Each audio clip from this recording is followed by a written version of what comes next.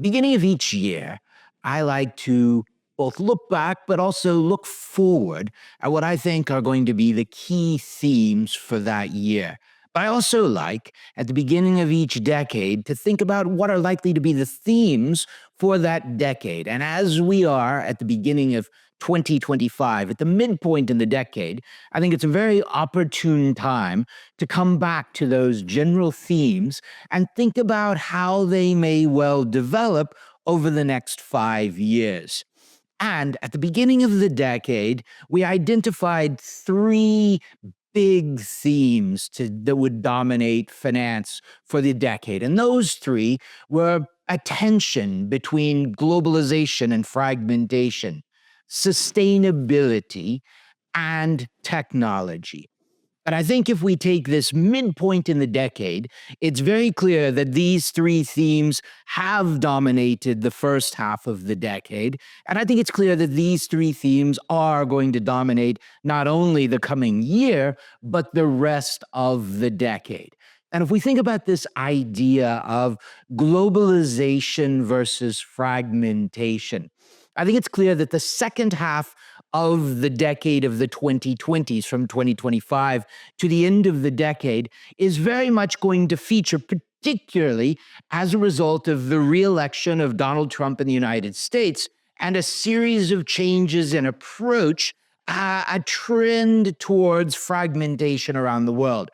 In fact, I would frame the period that we're entering as very different to the last period, really, in many ways, the period since 1989, or even since the end of the Second World War. And I would characterize this period over the next 5 years and beyond as multipolar mercantilism. In other words, multipolar mercantilism means that you don't have a single hegemonic power. That's the multipolar standpoint. And certainly, we've seen the relative rise of China, of India, of a range of countries and economies across the global south.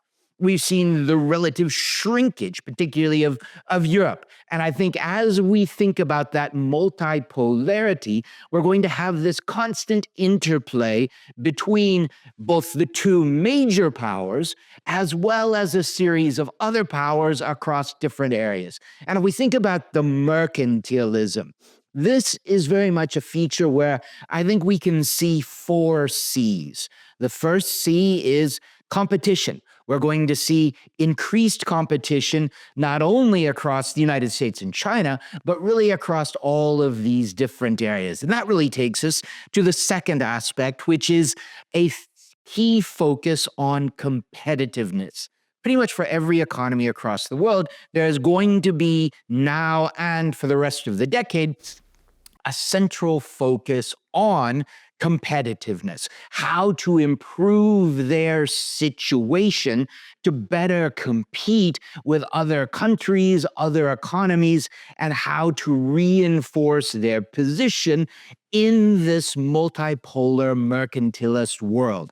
The third aspect is conflict. And I think certainly a possibility of seeing increased conflict, but a real question of this balance between competition and conflict. And I would add a fourth C, which is from the standpoint of cooperation.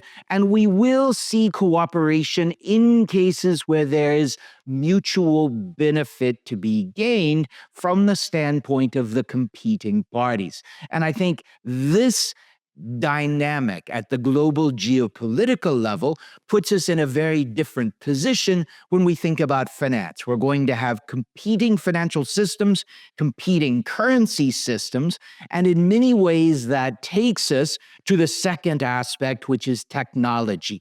And I think increasingly we're going to see more and more fragmentation and competition in the area of technology. And this is something where if we think about technology, we're going to see a continual back and forth between not only globalization and fragmentation tensions, but between centralization and decentralization. And this is something that I think from the standpoint of technology is going to be a continuing theme. And finally, one of scale.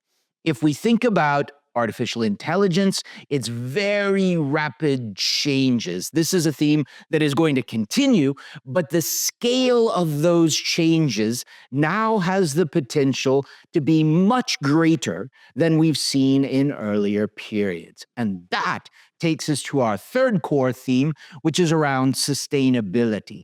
Now, this is one of those areas where I think that fragmentation, that competition is going to increase, and the needs and focus on technology are going to be central not only from the standpoint of addressing climate issues, but also from the standpoint of competitiveness across this increasingly bipolar and multipolar world. And what I mean by that is when we think about climate, we're moving into a period that has been evidenced by a series of natural disasters where we're going to see the increasing manifestation of climate risks, climate disasters, climate migration, climate conflicts around the world. And this means that from the standpoint of countries, we're going to see quite different approaches and quite different impacts. But in many ways, I think central to much of the competition over the rest of the decade is going to center around technology, particularly energy technology, and whether or not energy technology provides better systems from the standpoint of climate, but also from the standpoint of competitiveness. And therefore, from my standpoint, I see climate as one of the central themes of a multipolar mercantilist world.